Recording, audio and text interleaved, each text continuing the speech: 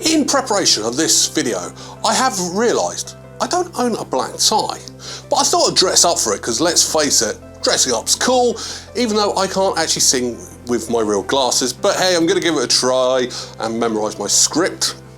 Anyway, let's crack on with this week's video.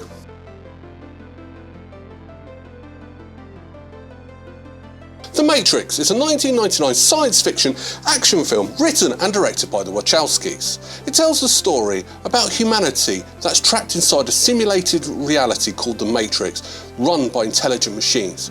However, when computer programmer Thomas Anderson uncovers the truth, he is drawn into the rebellion against the machines. When the film was released, it did receive largely positive reviews from critics who praised its innovative special effects. But what have I found wrong with the film? Well, let's discuss 10 things wrong with The Matrix. Number 10, director's comments. So the Wachowskis have done an absolutely fantastic film. They've created this fantastic universe. So as a director, it's your job to really promote and sell this film. So when asked what pill would they take, they said the blue pill. Now, strangely enough, I understand their answer. These guys are artists. This film is their art. They want to stay where they can create what they love. I can understand that. However, they are supposed to be promoting this film.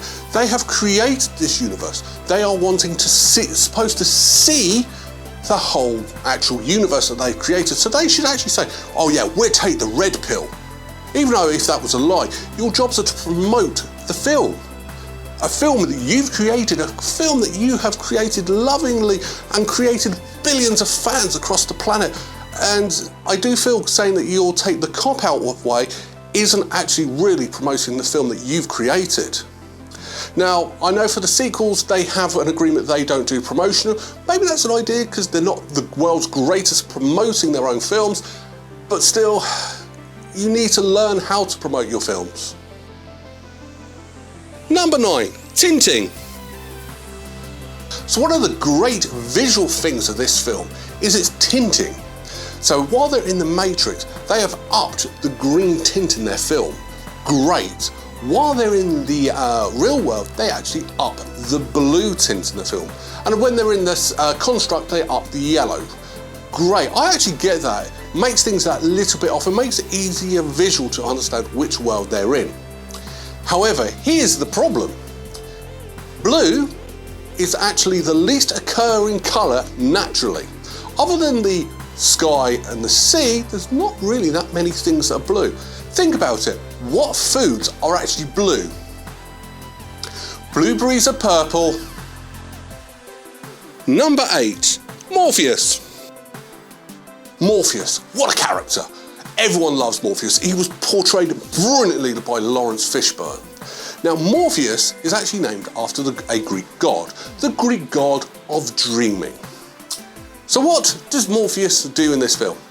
Well, he wakes people up from their dreams. He does the exact opposite of what Morpheus does as a Greek god. I love the fact where they were trying to go from it, but you got it completely wrong. Number 7, changing laws. This isn't the film's fault, this is more the Australian government's fault. So, as they were filming, they flew a helicopter around downtown Sydney. Except it's illegal. The film got stopped for a couple of days, they had a word with the government, and the government then changed the law to make it legal.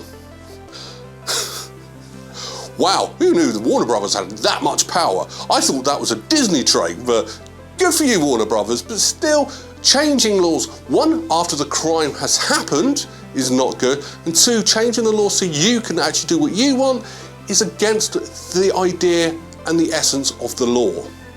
That law is there for safety reasons, and it doesn't mean you can just change it willy-nilly. Shame on you, Australia.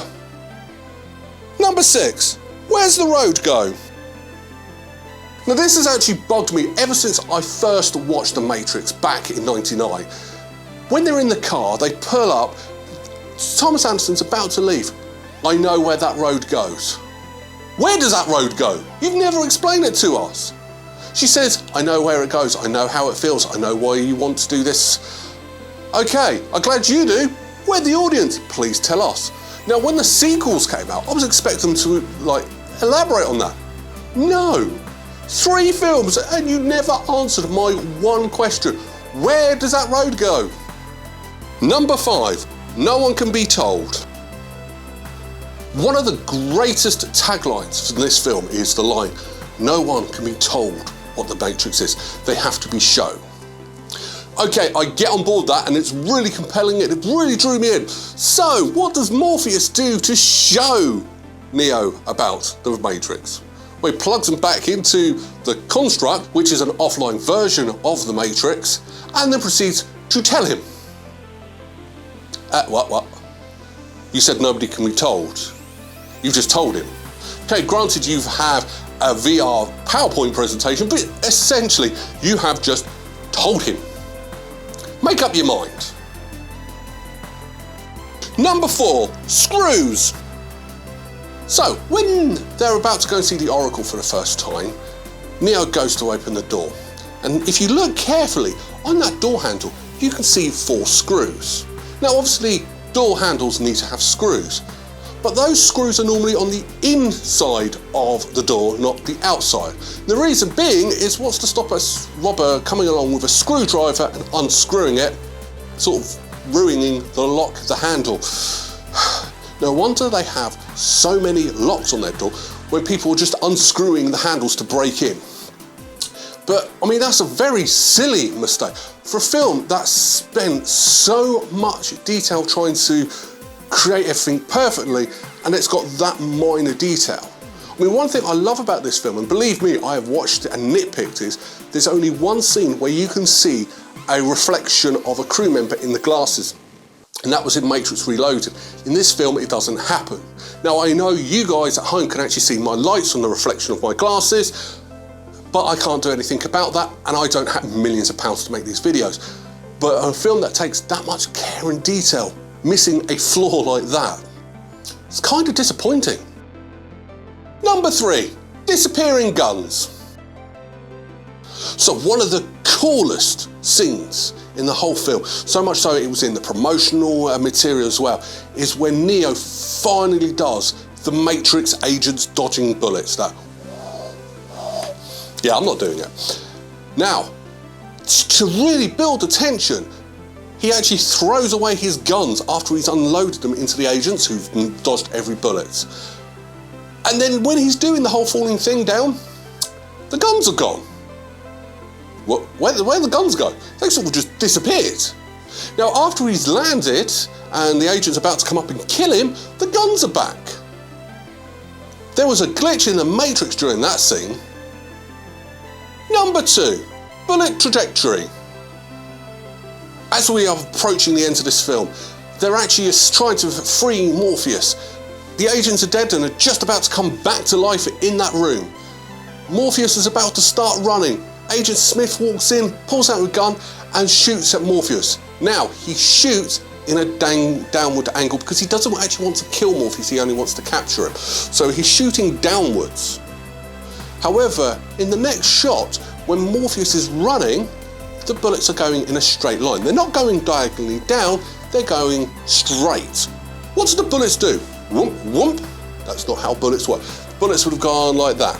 Now, I know they would have gone through the walls, so there would have been some deflection, but not that much. Come on, these are actually really silly mistakes. Like I said, the film, they've taken so much care and love to create near enough a perfect film and making silly little mistakes like this. However, it does give me something to talk about. Number 1, where did the blood come from? So towards the end of the film, Neo's about to escape from the Matrix. He bursts into the room where the phones ring, only to find Agent Smith, who unloads his gun into him. Okay, so he goes back into the wall, and as he goes down, there's this pile of blood smeared on the wall. Neo is dead. However, where did that blood come from? Because the blood would only appear if the bullets had gone through him. Now, if the bullets had stopped in him, there'd been no blood behind him because obviously there's nowhere for the blood to come out. Now, if the bullets went through him, Why are there no bullet holes in the wall?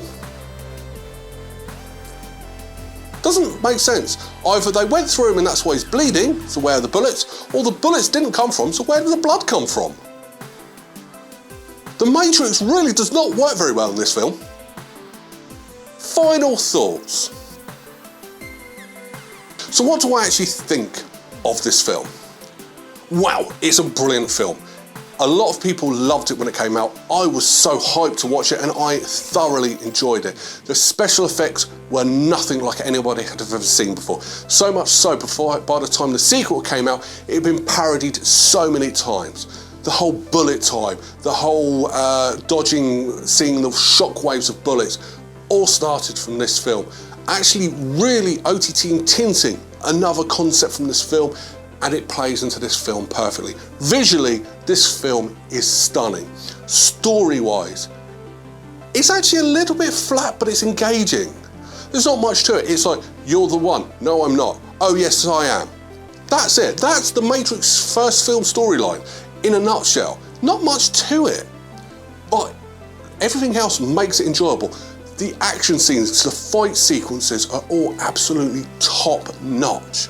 Like I said, you can tell that the Wachowskis actually put so much love and attention into this film.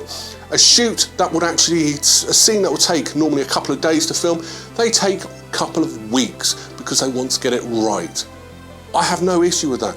They have taken their time, love and effort to make this beautiful film. The soundtrack, brilliantly.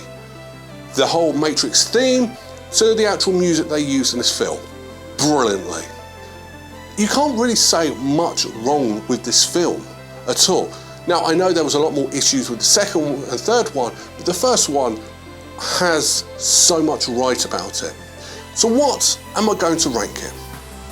Well, other than the flat storyline and iggly little bits wrong with the film, there's not actually much wrong with this film. So I'm actually going to give it a very generous 9 out of 10 berries. What do you think? Am I being too nice? Am I being too harsh on it? Should I have given it a 10 out of 10? I think I'm right. I don't think this film deserves a 10 out of 10, but if you want to disagree with me, put your argument in the comments below. And if you are more into the Matrix, go and check out John Joe, because he's done the 3 Matrix theory videos. He actually released them about a year ago. Very interesting and very thought-provoking. Go and have a watch of those. I'll put links in the comments, but in the description as well for those. But because this is the first in the trilogy, shall we carry on with the trilogy next week? Yeah, let's carry on with the trilogy next week. So come back next Sunday. Take care. Bye-bye.